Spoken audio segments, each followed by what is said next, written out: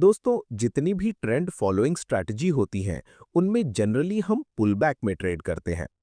Trend following strategy में हम trend के साथ चलते हैं, इसलिए इसकी एक्यूरेसी भी ज़्यादा होती है। और most of trend following strategies में हम पुल बैक में ही ट्रेड करते हैं। लेकिन कई सारे ट्रेडर्स को ये समझ नहीं आता कि कौन सा पुल बैक सही है और उसे कैसे आइडेंटिफाई किया जाए। उदाहरण के लिए, यहाँ पर प्राइस अप ट्रेंड में मूव कर रहा था। उसके बाद हमें ये डाउन मूव देखने को मिला। अब कई लोगों को लगेगा कि ये डाउन ट्रेंड है, लेकिन दोस्तों अभी भी ये अपर ट्रेंड ही है। इसलिए दोस्तों, आज के इस वीडियो में हम यही डिस्कस करेंगे कि एक वैलिड पुलबैक कौन सा होता है और उसे कैसे आइडेंटिफाई किया जाए। तो चलिए सीखते हैं। सबसे पहले ये समझते हैं कि पुलबैक है क्या। जब अप ट्रेंड होता है और बीच में प्राइस थोड़ा नीचे गिरता है, तो उसे हम पुलबैक कहते हैं। और ये पुलबैक इसलिए बनता है क्योंकि जिन लोगों ने यहाँ पर बाय किया होता है, वे किसी न किसी जगह अपना प्रॉफिट बुक करते हैं। जिस जगह से बायर्स सेल करने लगते हैं, उस लेवल से प्राइस थोड़ा नीचे गिरता है और फिर बायर्स बाय करते हैं, जिससे प्राइस ऊपर चला जाता है। बीच में जो प्राइस थोड़ा नीचे आता है, उसे ही हम पुलबैक कहते हैं। ये वही चीज सेम डाउन ट्रेंड में भी होती है। डाउन ट्रेंड के समय प्राइस बीच बीच में ऊपर जाता है, तो ये भी पुल बैक कहलाएगा। जिन लोगों ने यहाँ सेल में एंट्री की होती है, वे कहीं ना कहीं अपना प्रॉफिट बुक करेंगे। इसलिए प्राइस थोड़ा ऊपर जाता है और फिर लोग सेल करने लगते हैं, जिससे प्राइस फिर नीचे गिरता है। इस बीच जहां प्राइस थोड़ा ऊपर गया, उसे भी पुल बैक कहा जाएगा। लेकिन दोस्तों, एक बात सच सच बताना, कितनी बार ऐसा होता है सेटअप क्लियर होता है पर एंट्री मिस हो जाती है, और जब एंट्री लेते हो मार्केट ऑलरेडी मूव कर चुका होता है।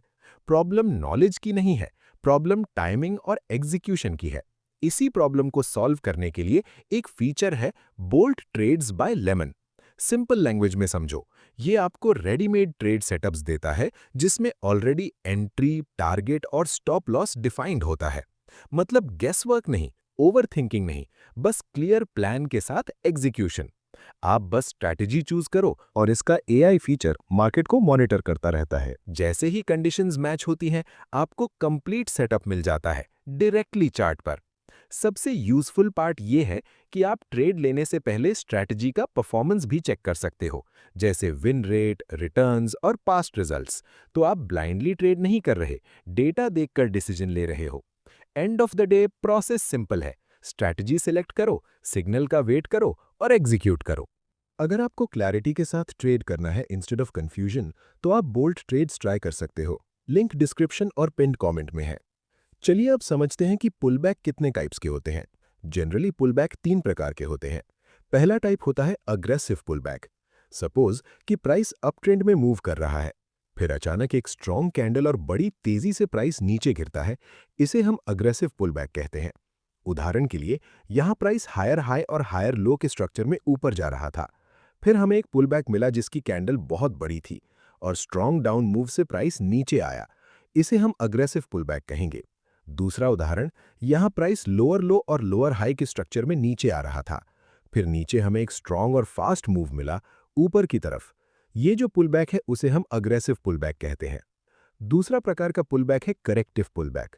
किसी अपट्रेंड के दौरान प्राइस पुलबैक तो लेता है, लेकिन यदि वो धीरे धीरे और करेक्शन के साथ होता है, तो इसे हम करेक्टिव पुलबैक कहते हैं। काफी लोगों को यही कंफ्यूजन होती है कि ये पुलबैक है या फिर डाउन ट्रेंड, लेकिन दोस्तों ये करेक्टिव पुलबैक होता है। इस वीडियो के अंत में हम ये भी डिस्कस करेंगे कि ये करेक्टिव पुलबैक कहाँ रिवर्सल में 100% तक बदल सकता है, इसलिए इसे बिना स्किप किए ध्यान से देखना। उदाहरण के लिए, यहाँ प्राइस हायर हाई और हायर लो के साथ मूव कर रहा है। फिर प्राइस नीचे आया, लेकिन यहाँ अभी लोअर लो और लोअर हाई का स्ट्रक्चर बन रहा है। इसे हम करेक्टिव पुलबैक कहते हैं। नेक्स्ट प्राइस यहीं से ऊपर चला गया। एक और उदाहरण, यहाँ प्राइस डाउन ट्रेंड में नीचे गिरता है, लेकिन फिर प्राइस हायर हाई और हायर लो के स्ट्रक्चर में करेक्शन करते हुए एक पुलबैक देता है। इसे भी हम करेक्टिव पुलबैक कहते हैं। एक और एग्जाम्पल के लिए, स्टार्टिंग में प्राइस लोअर लो और लोअर हाई के स्ट्रक्चर में नीचे आ रहा है। फिर हमें एक पुलबैक मिला, लेकिन वो हायर हाई और हायर लो बना रहा है, और फिर प्राइस इस लेवल से नीचे चला गया। इसे हम करेक्टिव पुलबैक कहेंगे। तीसरा प्रकार का पुलबैक है sweeping pullback. Suppose price up trend में मूव कर रहा है, फिर प्राइस एक पुलबैक लेता है और बाद में कोई बुलिश कंफर्मेशन कैंडल का सिग्नल देता है। यहाँ पर काफ़ी लोग बाई में एंट्री करेंगे। इसके बाद प्राइस थोड़ा नीचे गिरता है जिससे सभी बायर्स के स्टॉप लॉस हिट हो जाते हैं। मतलब यहाँ लिक्विडिटी स्वीप हो चुकी है और फिर प्राइस यहीं से ऊपर चला जाता है। इसे हम स्वीपिंग पुलबैक कहते हैं। सेम चीज़ डाउन ट्रेंड में भी होगी। प्राइस लोअर लो और लोअर हाई के स्ट्रक्चर में नीचे गिरता है, फिर हमें एक पुलबैक मिलता है जहां बेरिश कन्फर्मेशन कैंडल का सिग्नल आता है। यहां भी कई लोग सेल में एंट्री करेंगे। उसके बाद प्राइस थोड़ा ऊपर जाता है जिससे सभी सेलर्स के स्टॉप लॉस हिट हो जाते हैं और फिर प्राइस इस लेवल से नीचे गिर जाता है। इसे हम स्वीपिंग पुलबैक कहते हैं। अब समझते हैं कि एक पुलबैक कहां समाप्त हो सकता है। दोस्तों, एक पुलबैक किसी इंपॉर्टेंट लेवल के पास एंड हो सकता है। सबसे पहले कोई पुलबैक किसी इंपॉर्टेंट सपोर्ट या रेजिस्टेंस के पास एंड हो सकता है। जैसे कि यहाँ प्राइस हायर हाई और हायर लो के स्ट्रक्चर में ऊपर जा रहा है, उसके बाद हमें एक पुलबैक मिला। ये लेवल अब रेजिस्टेंस से सपोर्ट का काम करेगा, इसीलिए हो सकता है कि यहाँ पर ये पुलबैक एंड हो जाए। नेक्स्ट प्राइस इस सपोर्ट तक आता है और यहीं से ऊपर चला गया। दोस्तों, ये जरूरी नहीं कि हर बार पुलबैक ऐसे लेवल के पास ही एंड हो। कई बार ट्रेंड चेंज भी हो सकता है, इसीलिए ट्रेड करते समय थोड़ा ध्यान रखना जरूरी है। पुल बैक किसी इंपॉर्टेंट ट्रेंड लाइन के पास भी एंड हो सकता है। उदाहरण के लिए यहाँ प्राइस लोअर लो और लोअर हाई के स्ट्रक्चर में नीचे आ रहा था। हम दो पॉइंट्स को कनेक्ट करके एक बेरिश ट्रेंड लाइन बना सकते हैं जो रेजिस्टेंस का काम करेगी। नेक्स्ट प्राइस ने एक पुल बैक दिया और फिर प्राइस इस इंपॉर्टेंट ट्रेंड लाइन तक आया। हो सकता है कि यहाँ से ये पुल बैक खत्म हो जाए। नेक्स्ट प्राइस यहीं से नीचे चला गया। इसके अलावा प्राइस किसी इंपॉर्टेंट मूविंग एवरेज के पास भी एंड हो सकता है।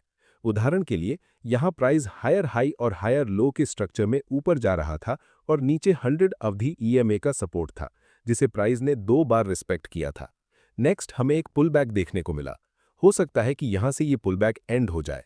नेक्स्ट प्राइस ने इस मूविंग एवरेज का सपोर्ट लिया और अपना पुराना ट्रेंड कंटिन्यू किया। इस तरह ये पुल बैक खत्म हो गया। अब समझते हैं कि करेक्टिव पुलबैक को कैसे आइडेंटिफाई किया जाए।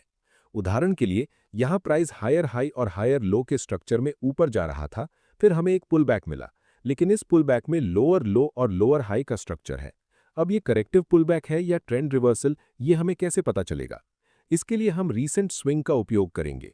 वो पॉइंट जहां से प्राइस लास्ट टाइम ऊपर गया हो उसे हम रीसेंट स्विंग कहेंगे। जब तक ये रीसेंट स्विंग नीचे की तरफ ब्रेक नहीं होता तब तक ट्रेंड अप ट्रेंड ही रहेगा। इसीलिए अभी के लिए हम इस मूव को करेक्टिव पुलबैक ही मानेंगे। नेक्स्ट प्राइस इस स्विंग तक आता है और यहीं से ऊपर चला जाता है। दोस्तों, अगर बाय चांस में प्राइस ने इस स्विंग को नीचे की तरफ ब्रेक कर दिया होता तो हम इसे ट्रेंड रिवर्सल बोलते। चलते हैं अब पुलबैक स्ट्रैटेजी में ट्रेड करने की बात पर। उदाहरण के लिए यहाँ प्राइस अप ट्रेंड में जा रहा था, फिर हमें एक काफी बड़ा पुलबैक मिला। इस पुलबैक की कैंडल बड़ी थी और मार्केट तेजी से नीचे गिरा। इसे हम अग्रेसिव पुलबैक कहेंगे। लास्ट टाइम प्राइस यहां से ऊपर गया था, इसे हम रीसेंट स्विंग मानेंगे। अगर प्राइस इस सपोर्ट को नीचे ब्रेक करता तो ये पुलबैक इनवैलिड हो जाता। नेक्स्ट प्राइस थोड़ा ऊपर जाता है जहां बुलिश कैंडल का सिग्नल मिलता है और साथ ही एक सपोर्ट भी है। अब हम बाय में एंट्री कर सकते हैं। हमारा प्रॉफिट टारगेट यहां रहेगा और स्टॉप लॉस इस लेवल के लो के नीचे। नेक्स्ट प्राइस ऊपर जाता है और हमारा प्रॉफिट टारगेट कंप्लीट हो जाता है। ट्रेड लेते समय ध्यान रखें, आप जिस जगह पर ट्रेड कर रहे हैं वहां कैंडल पैटर्न का सिग्नल जरूर देखें। नॉर्मली लोग ऐसा करते हैं कि प्राइस किसी लेवल तक आता है और वे यहीं से बाय में एंट्री कर लेते हैं, सिर्फ इस उम्मीद में कि यह स्ट्रॉन्ग सपोर्ट है। लेकिन दोस्तों, ट्रेडिंग में उम्मीद के भरोसे काम नहीं करना चाहिए। हमेशा एनालिसिस और सिग्नल्स के भरोसे ट्रेड करें। आई होप इस वीडियो से आपने कुछ सीखा होगा। वीडियो कैसी लगी कमेंट में जरूर बताना और चैनल को सब्सक्राइब करना मत भूलना। मिलते हैं अगले वीडियो में, तब तक हैप्पी ट्रेडिंग।